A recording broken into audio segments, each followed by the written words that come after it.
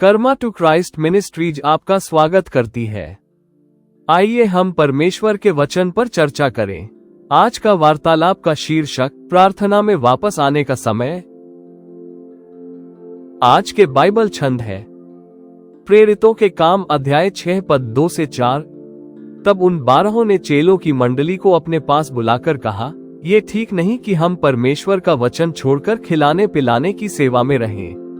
इसलिए हे भाइयों, अपने में से 7 सुनाम पुरुषों को जो पवित्र आत्मा और बुद्धि से परिपूर्ण हो चुन लो कि हम उन्हें इस काम पर ठहरा दें। परंतु हम तो प्रार्थना में और वचन की सेवा में लगे रहेंगे। प्रकाशित वाक्य अध्याय 2 पद 4 और 5।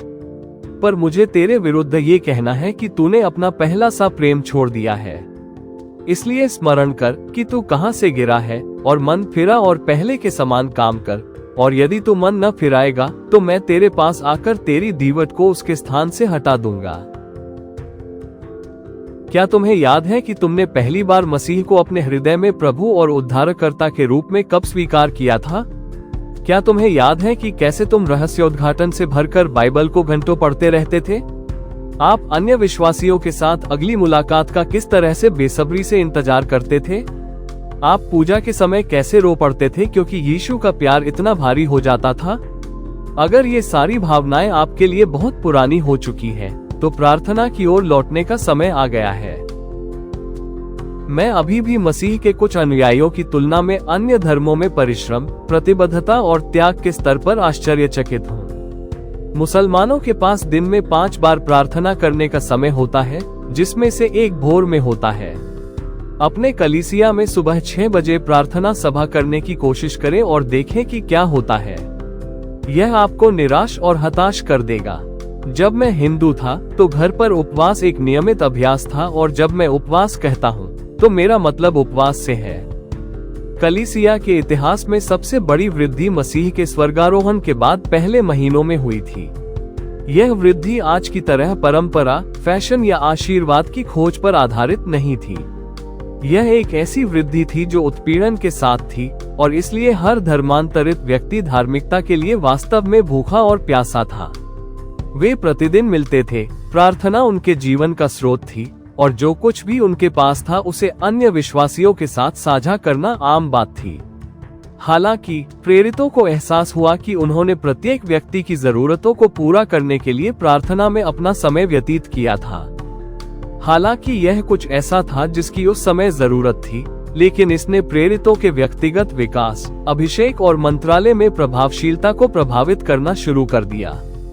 उन्होंने युवा विश्वासियों को स्वाभाविक जिम्मेदारियां सौंपकर जरूरी बदलाव किए, और उन्होंने प्रार्थना और परमेश्वर के वचन का अध्ययन करके खुद को प्रतिदिन पवित्र आत्मा से भरने पर ध्यान केंद्रित किया। इसके परिणामस्वरूप शिष्यों की संख्या में वृद्धि हुई, जो दुनिया भर में सुसमाचार का प्रसार करते रहे। यदि आप अभी भी अपने उद्धार से पहले के जुनून से पीड़ित हैं, यदि आप अभी भी क्रोध से जूझते हैं और आसानी से नाराज हो जाते हैं, यदि आप कलीसिया में ऊब जाते हैं, यदि आपको अब आराधना में हाथ उठाने का मन नहीं करता है या जोर से प्रार्थना करने में संकोच होता है, तो ये प्रार्थना में वापस आने का समय है। कभी कभी हम अपने विश्वास और परमेश्वर के ज्ञान में इतने परिपक्व हो जाते हैं कि हम प्यार की उस कोमल आवाज को संजोना और खोजना भूल जाते हैं जो हमारे दिलों को पिघला देती थी।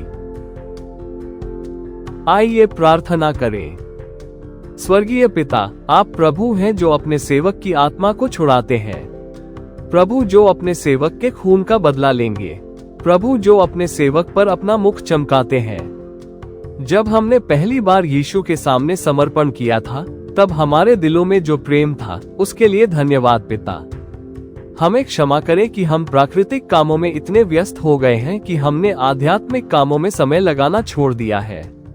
हमें आनंद, प्रेम और पूर्ण विश्वास की शुरुआती भावनाओं को वापस पाने में मदद करें, जो मसीह के साथ चलना शुरू करने पर हमारे साथ रही। आपके साथ अपने निजी समय को अनदेखा करने के लिए हमें क्षमा करें। कृपया हमें हमारा पहला प्यार वापस लाएं। हमें दिखाएं कि प्रार्थना के समय पर वापस लौटने के लिए हमें आवश्यक परिवर्तन कैसे करने चाहिए। हम प्रार्थना करते हैं कि जैसे ही हम आपके पास वापस आना शुरू करेंगे, हम अपनी आज्ञाकारिता के तत्काल परिणाम देखेंगे। हम आपके साथ रहने के लिए एक नई भूख और प्यास मांगते हैं। हम यीशु के शक्तिशाली नाम में मांगते हैं, आमीन।